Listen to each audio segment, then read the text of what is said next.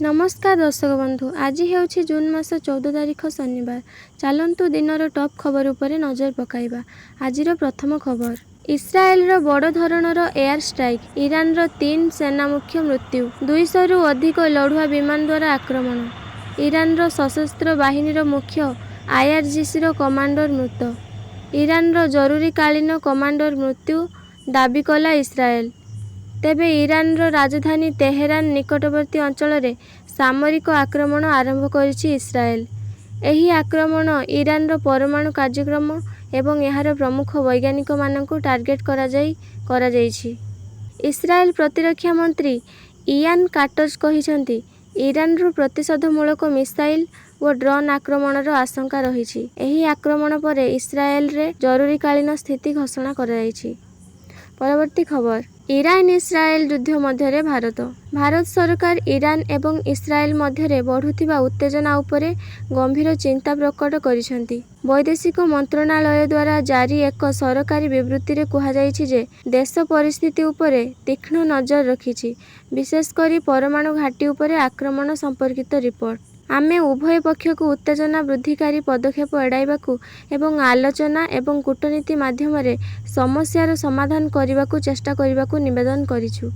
सूचनायोग्य देशर ईरान एवं इस्राएल उभय सहित घनिष्ठ एवं बंधुत्वपूर्ण संपर्क रही एवं आवश्यक हेले समस्त संभाव्य सहयोग जगाइबाकू प्रस्तुत। परवर्ती खबर, मिलिला ब्लैक बॉक्स, जना पड़िबो भयंकर दुर्घटना पछर कारण। अहमदाबाद रे दुर्घटनाग्रस्त बोइंग 778 ड्रीम लाइनर गोटे ब्लैक बॉक्स मिली। द्वितीय ब्लैक बॉक्स खोजा चली। एही ब्लैक बॉक्स रु जना पड़िबो जे उड़ान भरिबा परे एते बड़ दुर्घटना किपरि घटिला। अहमदाबाद रे दुर्घटनाग्रस्त विमानर डाटा रेकर्डर एवं कॉकपिट वॉइस रेकर्डर उभय मिली। एयर इंडिया विमान दुर्घटनार कारण खूब शीघ्र जना पड़िबो। दुईटी कारण थाई पारे बोली विशेषज्ञ माने मत देइछंती। उभय इंजिन अचल हेबा किंबा उड़ान आरंभ बेले पक्षी सह माड़ हेबा कारणरू एभली भयंकर दुर्घटना घटिथिबा सेमाने आशंका व्यक्त करछंती। परवर्ती खबर, कम दर रे मिलिबो अट्टा चीनी लुण, प्रति पंचायत रे खलिबो जनपोषण केन्द्र।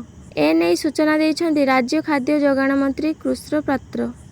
सब्सिडी दर रे मिलिबो चाउल, अट्टा, चीनी एवं लुण। कम दाम रे एसबु नित्य व्यवहार्य सामग्री मिलिबा कारणरू साधारण खाउटी लाभवान हेबे बोली मंत्री आशा रखिथिबा कहिसंती। प्रथम पर्याय रे 5टी पोषण केन्द्र खोलाजिबो।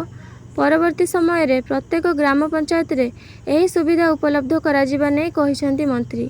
परवर्ती खबर, धर्मशाला झाड़ाबांती ट्राजेडी। जाजपुर जिला धर्मशाला अंचल रे झाड़ाबांती स्थिति आयतरे रहिछि। झाड़ाबांती रे आक्रांत रोगी संख्या कमिथिबा शुक्रवार सकाळ सुधा सूचना मिली। मंगलवार ठारू शुक्रवार 4 दिन मध्य धर्मशाला रे मोट 213 जन रोगी झाड़ाबांती रे आक्रांत होई चिकित्सित होइथिबा बेले आज सुधा 48 जन रोगी स्वास्थ्य केन्द्र रे भर्ती होई चिकित्सित हेउचंती। वर्तमान एही स्थिति रे सुधार आसीथिबा धर्मशाला गोष्ठी स्वास्थ्य अधिकारी सुधीर साहू कहिसंती। परवर्ती खबर, गोटे वर्ष रे होई जिबे लक्षपति, वर्ष को लाभ 30 लाख रु अधिक। माछ चाष करि देइछि लक्षपति, निजे रोजगार करने सह 50 रु अधिक लोकंक परिवार को मध्य रोजगार क्षम कराई पारिछंती पप्पू यादव। एभली एक घटना देखिबाकू मिलिछि बिहार छापरा जिले में।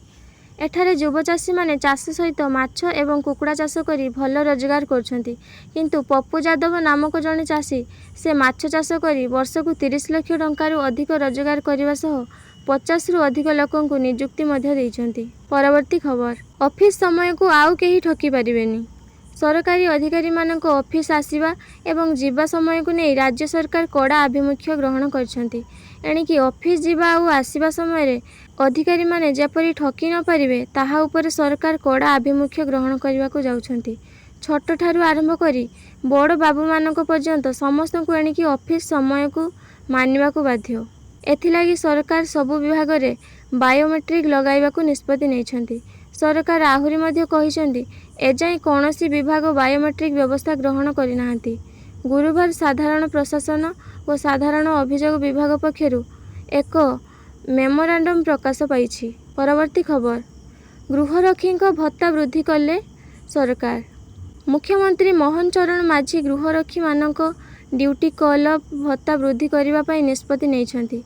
ଏହି ନିଷ୍ପତ୍ତି ଅନୁଯାୟୀ ଦୈନିକ ଡ୍ୟୁଟି କଲ୍ ଅଫ୍ ଭତ୍ତା 612 ଟଙ୍କାରୁ 623 ଟଙ୍କାକୁ ବୃଦ୍ଧି ପାଇଛି। ଏହି ବର୍ଦ୍ଧିତ ଭତ୍ତା ପରିମାଣ ପିଛିଲା ଭାବେ 2025 ଜାନୁଆରୀ 1ରୁ ଲାଗୁ ହେବ। ପରବର୍ତ୍ତୀ ଖବର, ପାଖେଇ ଆସୁଛି ଘୋଷଯାତ୍ରା, ଆଗେଇ ଚାଲିଛି ରଥ ନିର୍ମାଣ। ରଥଖଳାରେ ରଥ ନିର୍ମାଣ କାର୍ଯ୍ୟ ଦ୍ରୁତ ଗତିରେ ଆଗେଇ ଚାଲିଛି।